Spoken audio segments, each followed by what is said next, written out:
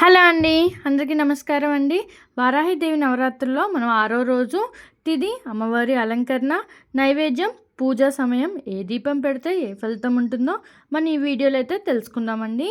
వారాహిదేవి నవరాత్రులు అయితే మనకు జరుగుతున్నాయి కదా. 6వ రోజు అనమాట.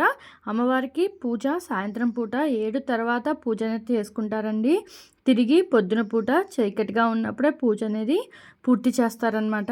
ఇలాగ చెప్పినట్టే నైవేద్యాలు పెట్టాలని ఏం లేదండి. మన దగ్గర ఉన్న వాటిని కూడా పళ్ళని నైవేద్యంగా పెట్టి పూజ అనేది చేసుకోవచ్చు. వారాహి నవరాత్రుల్లో 6వ రోజు అండి. ఆషాఢ శుద్ధ షష్ఠి తిథి అండి. ఆ రోజు జూన్ 30 సోమవారం రోజున ఉదయం 11:51 ప్రారంభమయ్యి 2025 జూలై 1 మంగళవారం రోజున మధ్యాహ్నం 12:18 వరకు అయితే ఉంటుందండి అష్టమి తిథి. రాత్రిపూట పూజ చేసుకున్న వాళ్ళైతే 30 సోమవారం రోజున అయితే చేసుకోవచ్చండి. జూన్ 30 ఉదయం పూట పూజ చేసుకున్న వాళ్ళు జూలై 1 మంగళవారం రోజునైతే చేసుకోవచ్చు అనమాట.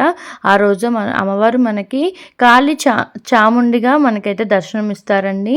ఆ రోజు అమ్మవారికి మనము నైవేద్యంగా పులిహోర, కేసరి నైవేద్యంగా అయితే సమర్పించాల్సి ఉంటుందండి. ఇది వచ్చేసి అమ్మవారికి 6వ రోజు అలంకరణ అండి. 6వ రోజు అమ్మవారికి ఏ దీపం పెడితే ఏ ఫలితమో తెలుసుకుందామండి.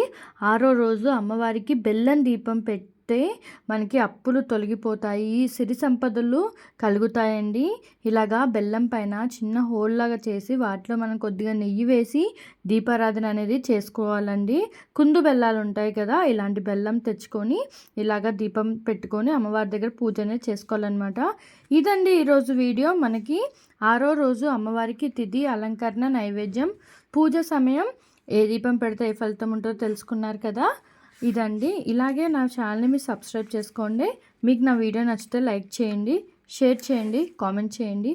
థ్యాంక్స్ ఫర్ వాచింగ్ అండి. బాయ్.